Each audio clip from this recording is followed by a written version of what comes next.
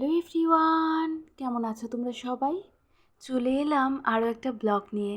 তবে আজকের ব্লগটা কত দূর কী করতে পারবো জানি না, কারণ ঘরের অবস্থা দেখতেই পাচ্ছ, কত কিছু ধোয়া হয়েছে, মানে কিছুই বাদ পড়েনি। বিছানার বেডশিট থেকে শুরু করে, কম্বল থেকে শুরু করে, পর্দা থেকে শুরু করে, জামা কাপড় সমস্ত কিছু ধোয়া হয়েছে। আর অল্প কিছু বাকি ছিল, সেইগুলো আজকে ধুয়ে মেলে দিয়েছে, সেগুলোও তোমাদেরকে দেখাবো। আর এই ধোয়াধুয়ির পর্ব কিন্তু মোটামুটি 2-3 দিন থেকেই চলছে।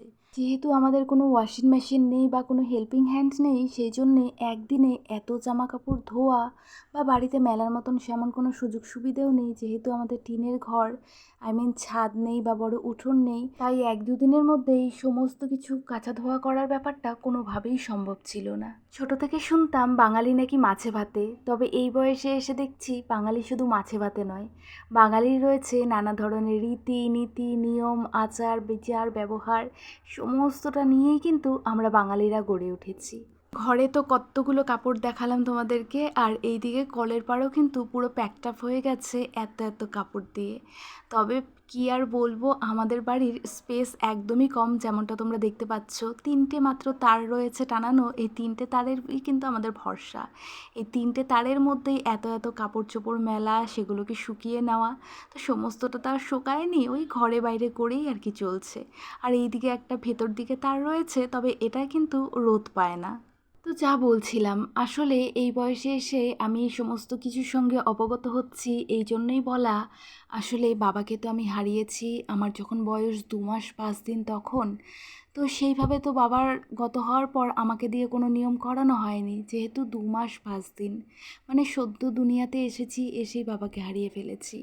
তারপর আমার বংশের কিছু মানুষ গত হয়েছেন, তবে তখনও কিন্তু আমি এতটা বড় নই, তখনও আমি ছোট। সেই জন্য আমার রীতি নীতি নিয়ম সম্পর্কে আমি সেইভাবে অবগত নই। সমস্তটা আমার মা একাই করেছেন। আর এখন এই বয়সে এসে আমার ঠাকুমাকে হারিয়েছি, আর এবারে গিয়ে আমি বুঝতে পারছি যে বংশের কেউ গত হলে কত রকমেরই না নিয়ম হয়। এই যে যেমন দেখছো, গাছের ফুলগুলো গাছেই শুকিয়ে যাচ্ছে কেন? কারণ আমাদের অসুচ, আমরা পুজো দিচ্ছি না সেটা ঠিক আছে, কিন্তু আমাদের যেহেতু অসুচ, সেই জন্য নাকি আমাদের বাড়ির ফুলটাও অন্য কেউ এসে নিতে পারবে না।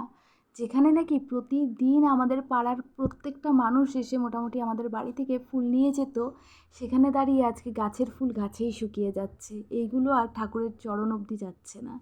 তো কত রকমেরই না নিয়ম হয়, সেইগুলো সত্যি আমি এবার গিয়ে জানতে পারছি। আর আজকের ওয়েদারটা দেখলে কেমন ক্লাউডি ছিল, মানে এই কটা দিন ধরে আমরা ঠিকঠাক করে কিন্তু রোদ পাচ্ছি না। তবে হ্যাঁ, এটা মানতেই হবে, আমার ঠাকুমা যখন মারা যান সেই দিন সকাল থেকে রোদ ছিল, তারপর যত বেলা বাড়ছিল ততই যেন গোটা আকাশ সেই কালো মেঘে ভরে যাচ্ছিল। আর ধীরে ধীরে করে কালো মেঘ জমা হতে হতে আমার ঠাকুমাকে যখন দাহ করতে নিয়ে যাওয়া হয়, দাহ করে আসার পর মানে সন্ধ্যের পর থেকেই আস্তে আস্তে করে বৃষ্টি নেমে রাতের দিকে যখন আমরা বাড়িতে ব্যাক করি, তখন বীভৎস পরিমাণে ঝড় উঠেছিল। টোটোর মধ্যে ব্যাক করছিলাম, মনে হচ্ছিল টোটো হয়তো উল্টে যাবে, এমনটা ঝড় উঠে গেছিলো। তো যাই হোক, অনেক কষ্টে সেই দিন বাড়িতে ব্যাক করেছি। সেটা একটা ভয়ানক এক্সপিরিয়েন্স বলতে পারো আমার লাইফে। ভীষণ ভয় লাগছিল। আর আমার না বিদ্যুৎ চমকালে বেশি করে ভয় লাগে। বৃষ্টি হচ্ছে তাও ঠিক আছে, কিন্তু বিদ্যুৎ চমকানোটা আমি নিতে পারি না। এমনিই তো খোলা টোটো, তার মধ্যে যেই রাস্তা দিয়ে ফিরছিলাম বাড়িতে, দুধারে শুধু ক্ষেতের জমি ছিল, না কোনো জনবসতি, না কোনো বাড়িঘর, কিছুই নেই, সম্পূর্ণটাই শুধু ধুধু ক্ষেতের মাটি। তো যাই হোক, অনেক ভয় নিয়ে বাড়ি ফিরেছিলাম, শুধু মনে হচ্ছিল কি জানি কোন বিদ্যুৎটা আবার এসে গায়ে না পড়ে যায়। আজকে যেহেতু জামা কাপড়ের পর্বটা মিটে গেল, আর জামা কাপড় সেভাবে নেই ধোয়া কাচার মতন, সমস্তটা তো কমপ্লিট হয়ে গেছে। তো মা গতকাল রাতে আবার এইদিকে কলের পাড়ে ব্লিচিং দিয়ে রেখেছিল। আর এত এত জামা কাপড় মা একা হাতে কেচেছে, তো বুঝতেই পারছো হাতের কন্ডিশন কি। কারণ মার আবার শরীরটাও কিন্তু ঠিক নেই। মার রয়েছে sugar high, pressure high, cholesterol high, joint পেনের কথা নাই বা বললাম। তো এই মানুষটা এত কিছু ধোয়া কাচা নিজের হাতে করেছে, তারপর তো মাজা বাসন মাজার ব্যাপারটাও তো রয়েই ছিল জানোই, ঘর ধোয়ারও, কত যে নিয়ম আমি দেখছি, আমি বলে বোঝাতে পারবো না। আর আমার অ্যাকচুয়ালি এখন মনেও পড়ছে না যে আরও কী কী নিয়ম হয়েছে। তো সেই জন্য ভেবেছি কলের পাড়টা আমিই পরিষ্কার করব। তো তো যথারীতি বসেছি, তবে একটু বাদেই দেখতে পারবে আমি বিশাল একটা ব্যথা পেয়ে যাই। মানে আমি হেন কাজে এসে ব্যথা পাবো না, এটা কেন বা আমার সঙ্গে হয়ই না। যখন যাই করতে যাই না কেন জানো তো, কিছু না কিছু, ছোট থেকে ছোট বা কিছু একটা বড়, কিছু না কিছু আমার সঙ্গে হবেই হবে। এটার মানেটা কি আমি আজও এই রহস্য ভেদ করতে পারলাম না। তো যাই হোক, এখন তো ভালোই বসে ঘষছি, তবে হ্যাঁ আমারও হাত ব্যথা করছিল, যেহেতু এইগুলো করার মতন আমার অভ্যেস নেই। কিন্তু মায়ের এত কাজ দেখে আমি আর নিজেকে আটকে রাখতে পারলাম না। তো সেই জন্যই বসেছি, তবে বসেও শান্তি পেলাম না, এখানেও আমি ব্যথা পেয়েছি। আর হবিষ্যি নিয়ে একটা কথা বলতে চাই, যেহেতু আমার মা সুগার রয়েছে, তা সত্ত্বেও জানো তো মা কি সুন্দর করে হবিষ্যণ্য পালন করছে। সুগার নিয়ে মোটামুটি সবারই কম বেশি নলেজ রয়েছে, তা সত্ত্বেও একটু বলতে যাচ্ছি এটাই যে যাদের সুগারের প্রবলেম রয়েছে তারা কিন্তু বেশিক্ষণ না খেয়ে থাকতে পারে না। আর তার সঙ্গে আবার তাদের খাবার দাবারের তালিকাটা কিন্তু টোটালি একটা নর্মাল মানুষের খাবার দাবারের তালিকার থেকে পুরোপুরি আলাদা হয়। মানে অনেক কিছু খাবার দাবারের তালিকার থেকে বাদ পড়ে যায়। তো সেইখানে দাঁড়িয়ে আমার মা যে এত সুন্দর করে হবিষণ্যটা পালন করছে, আমি জাস্ট ভাবতে পারছি না। কারণ আমার মারও সেম একই ব্যাপার, খিদে বেশি সময় সহ্য করতে পারে না, একটু ভরপেট থাকলে ভালো হয়। আর হবিষ্যণ্য জিনিসটা কি সেটা আমি আর আলাদা করে কি বলবো, কারণ আমি ঠিকঠাক বলতেও পারবো না। আসলে আমার এটা যেহেতু জীবনে প্রথম এই সমস্ত কিছুর সঙ্গে অবগত হওয়া, সেই জন্য এখন আমি ভয়েস ওভার দিতে বসেছি ঠিকই, কিন্তু আমার মাথায় অত ভালো করে জিনিসগুলো ক্লিয়ারিটি নেই। তো তোমরা জানো হবিষণ্য জিনিসটা কি, তো সেটা একটা পেশেন্ট মানুষ কিন্তু খুব যে নিষ্ঠা করে পালন করতে পারে, সেটা কিন্তু সচরাচর হয়ে ওঠে না। কিন্তু মাকে দেখছি মা খুব সুন্দর করে পালন করেছে। আর এই দেখো, বলতে বলতে ব্যথা পেয়েছি সেটাই তোমাদেরকে দেখাচ্ছিলাম। মানে দেখতে পাচ্ছ কাটটা লেগেছে ছোট্ট করে, হয়তো ভাবছো যে এত সামান্য, কিন্তু অনেক ডিপ হয়ে কেটে গেছে। আর এই ডিপ হয়ে কাটলে হয় কি, ব্যথাটা না অনেক সময় ধরে থাকে। তার মধ্যে পাকা ঘষে পাকার থেকে কেটেছে আর কি। তো যাই হোক, ওইদিকে পরিষ্কার করে নিয়ে দিয়ে এবারে স্নানে বসে গেছি। আর আজকে আর শ্যাম্পু ট্যাম্পু করবো না, কারণ গতকালই হয়ে গেছে, 10 দিন চলে গেছে। তো আজকে এমনি প্লেনভাবেই স্নান করব। আর সন্ধেবেলা ইচ্ছে আছে যাব একটু পার্লারে। এই কতটা দিন না মাথায় শ্যাম্পু, না তেল, না মুখে সাবান, না কিছু ক্রিম, না কোনো মেকআপ, তো দূরেরই কথা ছেড়ে দাও, কিছু বলতে কিচ্ছু নেই। এত নিয়ম আমি দেখে পাগল হয়ে যাচ্ছি লিটারেলি।